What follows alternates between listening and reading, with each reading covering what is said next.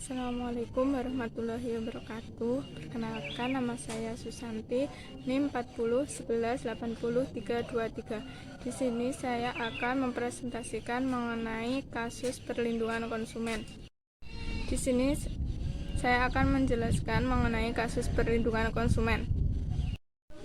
Kegiatan jual beli merupakan kegiatan yang biasa dilakukan oleh pelaku usaha dengan konsumen, yang mana dengan seiring perkembangannya zaman, kegiatan jual beli ini tidak hanya dilakukan secara langsung, yaitu dengan mempertemukan antara pelaku usaha dengan konsumen, tetapi juga dapat dilakukan melalui media elektronik atau online. Dengan adanya kemudahan ini dalam kegiatan jual beli memberikan dampak yang positif maupun dampak yang negatif. Dampak positifnya yaitu lebih menghemat waktu, sedangkan dampak negatifnya yaitu banyak barang yang beredar tanpa izin edar dikarenakan kurang terjalinnya komunikasi yang baik antara pelaku usaha dengan konsumen dan kurangnya pengawasan dari pihak terkait. Beberapa tahun terakhir ini banyak sekali yang diberitakan di media elektronik mengenai penjualan produk-produk yang ilegal, baik secara langsung maupun sistem online. Dalam bidang kesehatan, terutama produk kosmetik, penjualan produk ilegal ini marak terjadi di Indonesia dan rata-rata konsumennya adalah ibu-ibu rumah tangga dan remaja perempuan. Contoh produk ilegal yang diperjualbelikan adalah produk skincare. Rata-rata para konsumen tertarik untuk membeli produk-produk tersebut didasari oleh beberapa alasan.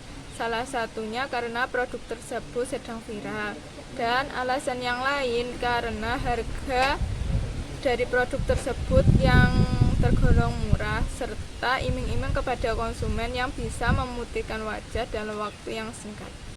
Salah satu kasus yang dialami oleh teman saya yaitu yang mana dia tertarik untuk membeli produk skincare yang bisa memutihkan wajah. Produk yang digunakan yaitu produk temulawak, yang mana dari hasil iklan yang dilakukan oleh pelaku usaha dan juga dengan judul produk atau nama produk yang alami membuat konsumen untuk lebih tertarik pada produk tersebut. Padahal kandungan bahan yang dicampurkan tidak layak untuk dipakai dan tidak layak untuk kesehatan. Ada beberapa produk kosmetik yang tidak terdaftar atau terakreditasi dalam Badan Pengawasan Obat dan Makanan atau BPOM, sehingga produk tersebut dapat dikategorikan sebagai produk ilegal. Penjelasan mengenai informasi tersebut, barang yang diperjualbelikan sangat penting bagi konsumen karena hal tersebut akan berpengaruh bagi kesehatan dan keselamatan mereka. Jika konsumen tidak mendapat informasi yang cukup mengenai produk yang diperjualbelikan oleh pelaku usaha, jika konsumen tidak mendapatkan informasi yang benar mengenai produk yang mereka beli, maka akan membahayakan keselamatan mereka apabila di kemudian hari produk tersebut menimbulkan efek samping bagi penggunanya. Berdasarkan kasus tersebut, maka dapat dianalisis bahwasanya dengan adanya perlindungan hukum bagi konsumen, khususnya dalam masalah penjualan produk ilegal, terutama produk bidang kesehatan, perlindungan hukum sudah mengatur dalam Undang-Undang Perlindungan Konsumen dan Undang-Undang Kesehatan. Menurut Undang-Undang Perlindungan Konsumen, dalam Undang-Undang Nomor 8 Tahun 1999 tentang Perlindungan Konsumen, pada pasal 8 ayat 3 berbunyi, pelaku usaha dilarang memperdagangkan sediaan farmasi dan pangan yang rusak, cacat atau bekas dan tercemar, dengan atau tanpa memberikan informasi secara lengkap dan benar sesuai dengan isi dari pasal tersebut. Maka setiap pelaku usaha diminta untuk bersikap jujur atas informasi yang berkaitan dengan produk yang mereka jual, khususnya untuk penjualan produk kesehatan seperti produk skincare.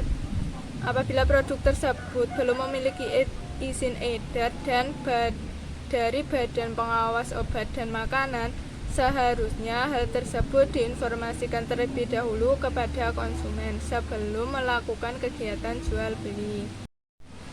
Apabila terjadi pelanggaran terhadap ketentuan dari Pasal 8 Ayat 3 Undang-Undang Nomor 8 Tahun 1999 tentang Perlindungan Konsumen, maka pelaku usaha dapat digugat dengan Pasal 62 Ayat 1 Undang-Undang Nomor 8 Tahun 1999 tentang Perlindungan Konsumen yang berbunyi, pelaku usaha yang melanggar ketentuan sebagaimana dimaksud dalam Pasal 8, Pasal 9, Pasal 10, Pasal 13 Ayat 2, Pasal 15, Pasal 17 Ayat 1 huruf A, huruf B, huruf C, huruf E, ayat 2, dan Pasal 18 dipidana dengan pidana penjara paling lama 5 tahun atau pidana denda paling banyak 2 miliar rupiah. Sedangkan menurut Undang-Undang Kesehatan, dalam Undang-Undang Nomor 39 Tahun 2009 tentang Kesehatan, pada Pasal 106 Ayat 1 berbunyi, sediaan farmasi dan alat kesehatan hanya dapat diedarkan setelah mendapat izin edar. Sesuai dengan isi dari pasal tersebut, maka setiap produk kesehatan yang tidak memiliki izin edar dan merupakan produk ilegal karena tidak memiliki izin edar dari Badan Pengawas Obat dan Makanan. Dalam Pasal 105 Ayat 1 Undang-Undang Nomor 39 Tahun 2009 tentang Kesehatan berbunyi, sediaan farmasi dan yang berupa obat dan bahan baku obat harus memenuhi syarat Farmakop Indonesia atau buku standar lainnya. Sesuai dengan pasal ini, maka setiap produk kesehatan yang diperjualbelikan kepada masyarakat harus memenuhi standar Farmakop Indonesia dan juga syarat-syarat lainnya. Apabila terjadi pelanggaran terhadap pasal 106 ayat 1, maka pelaku usaha dapat digugat dengan pasal 197 yang berbunyi, setiap orang yang dengan sengaja memproduksi atau mengedarkan sediaan farmasi atau alat kesehatan yang tidak memiliki izin edar sebagaimana yang dimaksud dalam pasal 106 ayat 1 dipidana dengan pidana penjara paling lama 15 tahun dan denda paling banyak 1.500.000.000 rupiah. Solusi yang ditawarkan yaitu berdasarkan hak dan kewajiban bagi setiap konsumen dijamin dalam undang-undang tersebut, sehingga apabila di kemudian hari konsumen merasa dirugikan atas produk ilegal yang mereka beli, mereka dapat menggugat dengan pasal-pasal di atas. Meskipun demikian, akan lebih baik apabila seorang konsumen atau kita sebagai pembeli lebih cerdas ketika ingin membeli suatu produk kesehatan.